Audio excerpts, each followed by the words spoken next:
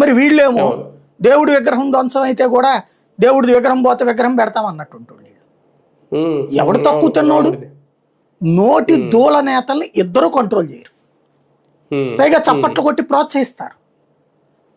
Serious అయ్యారు అని కాస్త ఈయన తెలుగుదేశం రాయనన్న రాయిపించుకుంటారు పేపర్లు, వీళ్ళు అది కూడా రాయిపించరు. ఇంకా పైగా ప్రశంసిస్తాడు జగన్మోహన్ రెడ్డి. ఇద్దరూ చేస్తున్న ఈ తప్పుని కంట్రోల్ చేయగలిగిన వ్యవస్థ న్యాయ వ్యవస్థే, ఖచ్చితంగా చెప్పాలి. అయితే అక్కడ నిష్పాక్షికత ఉందన్నటువంటిది జనానికి ఫీలింగ్ కల్పించడం అన్నది ముఖ్యం.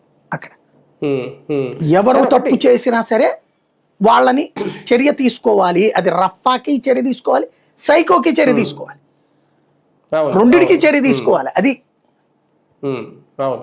అంటే ఒకటి సార్, తమ నాయకులను పొగుడుతూ ఫ్లెక్సీలు పెట్టడం, స్టేట్మెంట్స్ ఇవ్వడం తప్పేం లేదు ఎవరికి వాళ్ళు. కాకపోతే ఇప్పుడు కోర్టు అడిగినట్టు 2029లో మీరు చేయబోయే విధ్వంసం కోసం ఎదురు చూస్తున్నాం అంటూ, ఇది అంటే ఎవరి అండ చూసి పెడుతున్నారు అనుకోవాలా, లేదంటే ఏమన్నా ధీమానా అవతల వాళ్ళని రెచ్చగొట్టే ఫ్లెక్సీలు వ్యాఖ్యలు? అంటే ఆ వ్యక్తులు వ్యక్తిగతంగా ఏదో ఊళ్ళో గొడవ పడతారు, వాళ్ళకి పార్టీ అండగా ఉంటుంది. అవతల ఉన్నటువంటి వాళ్ళు మాత్రం ఈ పార్టీ వాడు కదా అని హింసించి ఉంటారు. ఆ గులం అలాంటి బాధితులు పెడతారు అట్లాంటి పోస్టులు.